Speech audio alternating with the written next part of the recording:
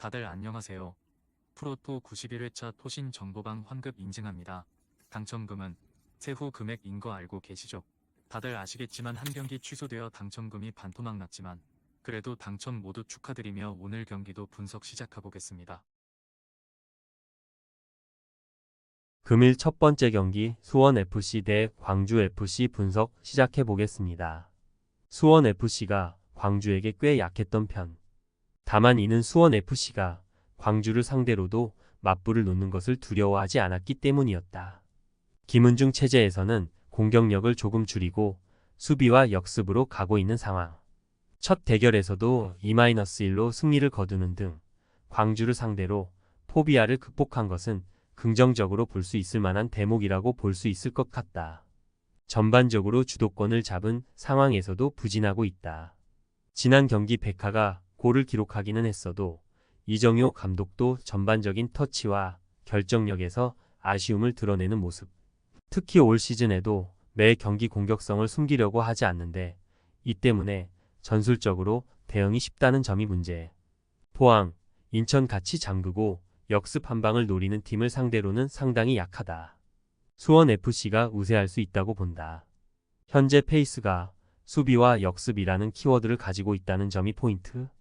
이미 김은중 체제에서 2-1 승리를 기록하면서 상성을 뒤집은 바 있기도 했다. 전반적으로 광주가 여전히 공세적인 플레이를 하고 있기 때문에 K리그 팀들이 대응이 아주 어려운 모습을 보여주는 것은 아니다. 금일 두 번째 경기 김천 상무 대 대전 시티즌 분석 시작해보겠습니다. 전반적으로 김천이 안정성을 더 생각하는 모습. 지금까지는 신병들 위주로 기용하면서 병장들의 전역에 대비하는 모습이었다. 하지만 이제는 검증된 자원인 이동경 FW 정도를 제외하면 그동안 호흡을 오래 맞춘 선수들을 먼저 기용하는 것으로 가닥을 잡고 있다. 물론 대전의 경우도 수비적으로 먼저 생각하는 기조의 운영을 하고 있음은 감안해야 한다. 그래도 김천의 수비력을 책임지는 선수들은 여전히 건재한 상태. 대전은 현재 수비 조직력을 잘 갖추고 있다. 물론 이는 현재 쿠텍 등 여전히 부족한 공격진의 뎁스를 생각하면 어쩔 수 없는 선택이었을 수도 있을 듯. 황선홍 감독도 이를 타개하기 위해서 어느 정도 공격적인 스타일을 내려놓은 것으로 볼 수 있겠다. 대전이 포항과 제주를 상대로 비기고 광주와 이기는 등 성과를 확실히 내고 있기는 한데 김천을 상대로는 골 기록을 확실하게 낼 수 있을지는 의문스럽긴 하다. 김천이 근소우세한 상황이라고 본다. 일단 두 팀이 모두 수비를 1차적으로 생각하고 있다. 골이 많이 나오기는 어려울 것으로 보고 있는 매치? 그래도 김천의 수비력은 여전히 건재하다고 봐야 하고 이동경 등 공격진에서 믿을 수 있는 화력을 보여주는 선수들을 기용하면서 상대 수비를 헤집는 것 정도는 할 수 있을 것으로 보고 있다. 금일 세 번째 경기 경남FC 대 FC 안양 분석 시작해보겠습니다. 지난 경기에서는 아산에게 대패를 기록했다. 감독은 상당히 화가 난 모습이었는데 이기려는 의지가 보이지 않다고 본 듯. 안양전에서는 엔트리의 전면 변화가 있을 것임을 예고하기도 했다. 물론 경남의 경우는 현재 문제가 수비인 상황인데 엔트리를 전면적으로 개편하는 것이 되려 조직력의 저하로 이어질 것을 각오해야 할 수도 있을 듯 하다. 안양의 위닝 멘탈리티가 인상적이었다. 유병훈 감독이 항의를 하다가 퇴장을 당한 매치였는데 오히려 그 이후 달레이가 골을 기록하면서 2-1로 승리를 기록한 모습. 물론 안양의 경우는 늘 실점 위험성이 없지는 않다. 팀 특성상 안양은 라인을 올리는 것이 더 효과적이기 때문. 물론 경남의 골 결정력도 원기종 이탈 이후로는 그다지 좋은 모습은 아니고 안양이 라인을 올리면 박스 내에서 존재감이 뛰어난 공격 선수들도 존재감을 발휘할 수 있다. 안양이 이길 것으로 보고 있다. 일단 경남이 대대적인 변화를 예고했는데 그다지 수비에서 도움이 되는 상황이라고 보기는 어렵다. 안양의 경우도 공격적으로 가면 늘 실점 위험성이 없다고 보지는 않는다. 그럼에도 경남이 보여주는 수비력이 그다지 꾸준하지 못하고 안양도 공격력으로 승부를 볼 수 있을 만한 여지는 있다. 금일 네 번째 경기 전남 드래곤 대 수원 삼성 분석 시작해보겠습니다. 보여주는 기세가 상당히 좋다. 다만 전남의 약점은 늘 라인을 올리는 극단적인 공세의 형국을 취한다는 것. 이 때문에 전반적으로 수원 삼성을 상대로는 난전을 만드는데 그칠 뿐 그다지 좋은 성과를 내고 있는 것은 아니다.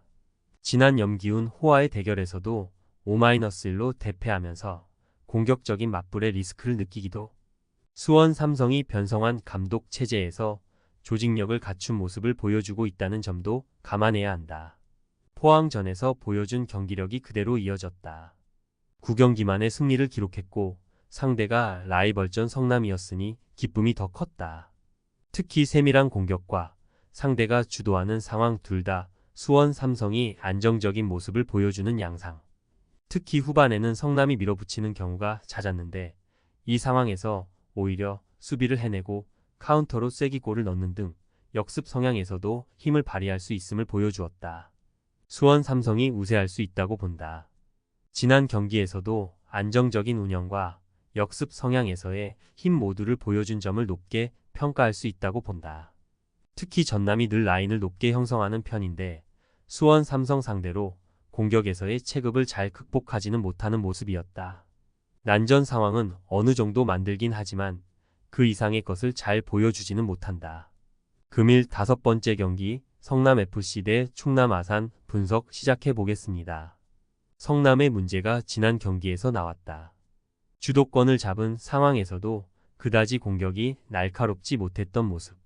최철호 감독이 외국인 선수의 기량에 파이널 서드에서의 전개를 일임한다는 단점이 드러났다고 할 수 있었다. 특히 아산이 조직적인 수비로 상승세를 타고 있는 데다 카운터를 허용하는 상황에서 체력적인 난조를 보이는 등 빡빡한 일정으로 인한 리스크도 가지고 있는 모습이다. 아산은 여전히 밸런스가 좋다. 부천에게 0-3으로 대패한 이후에는 수비와 역습으로 가는 중. 물론 아산이 템백을 선호하는 것이 아니라 상대를 끌어 당기고 역습을 가하는 것으로 가닥을 잡고 있다고 봐야 한다. 아산이 지난 경기 4-0으로 경남을 격파한 것도 이 전술의 덕을 보았다고 보는 것이 옳을 것.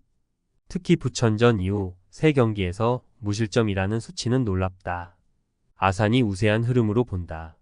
성남이 주도권을 잡은 상황에서도 별다른 공격력을 보여주지 못하고 있고 코리아컵 여파로 체력적인 난조도 시달리고 있는 상태에 아산이 수비와 역습으로 이어가는 것도 공격력을 포기했다고 보기는 어려운 데다 수비는 오히려 더 안정적으로 변모한 모습이다.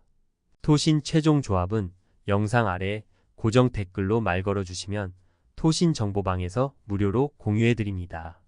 제발 손해보면서 토토하지 말고 다같이 웃으면서 즐겁게 베팅합시다. 함께 하실 분들은 부담 갖지 마시고 편하게 말 걸어주세요.